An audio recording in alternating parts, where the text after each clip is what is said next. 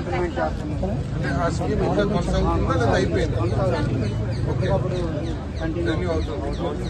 Okay, ఇప్పుడు దాని కింద రెగ్యులైజ్ చేయాలి. అవును సార్, అంటే 6 సంవత్సరాలు పూర్తయిన వాళ్ళు మేము రాష్ట్ర వ్యాప్తంగా 10,032 మంది ఉన్నాం సార్.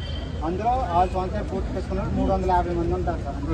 మేము ఏంటంటే 6 సంవత్సరాలు పూర్తయినాక రెగ్యులైజ్ చేయాలి నిబంధన గైడ్ లైన్స్ ఉన్నాయి. సో వాటి ప్రకారం ఆ 350 మంది రెగ్యులర్ చేసి మాకు ఉద్యోగ భద్రత కల్పించాలని కోరుకుంటున్నాం మొట్టమొదటి. రెండవది ఏంటంటే సార్, గత ప్రభుత్వంలో ఎన్హెచ్ఎంలో 189 క్యాడర్లు ఉంటాయి సార్.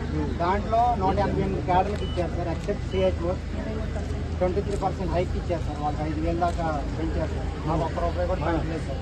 6 సంవత్సరాల నుంచి ఏదైతే జీతం తీసుకుంటున్నామో అదే జీతంతో మేము అందరం ఉన్నాం సార్. మేము అందరం small family, middle class family sir. మూడవది ఏంటంటే సార్, శాలరీ ప్లస్ ఇన్సెంటివ్స్ కలిపేవాళ్ళు సార్. కలిపేవట్లేదు సార్. శాలరీ రిలీజ్ లేదు సార్, కన్సల్టేట్ లేదు సార్. 15,000 incentives sir. అయితే 25,000 10 మంత్స్ నుంచి ఇస్తున్నారు సార్. ఈ 10 మంత్స్ నుంచి 25,000 ఇస్తున్నారు సార్. ఆ 15,000 రూపీస్ ఏదైతే ఉందో సార్, అది ఇంకా పెండింగ్ ఉంది సార్. ఇన్సెంటివ్స్ సార్, పని ఆధారిత ప్రోత్సాహకాలైనా ఉంటాయి సార్. అది కూడా కంపల్సరీ ఇవ్వాలి. కంపల్సరీ ఇవ్వాలా? మేము మా టార్గెట్స్ రీచ్ అయితే ఇవ్వాలి సార్. రీచ్ అవుతున్నారు, ఇచ్చారు సార్.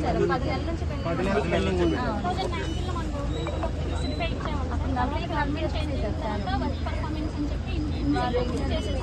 అంతకుముందు ఫిక్స్డ్ గా ఉండేదా? కటింగ్స్ పెట్టారు సార్. అంటే ఈ 10 టార్గెట్స్ ప్రెగ్నెంట్ ఎక్కువ మంది రాలేదు, డెలివరీస్ అవ్వట్లేదు అన్నది ప్రతి దాంట్లో కటింగ్స్ పెట్టుకోవాలి. ఒక 15,000 రావాల్సిన 10 మందికి 5,000, 10 మందికి 7,000 వస్తుంది.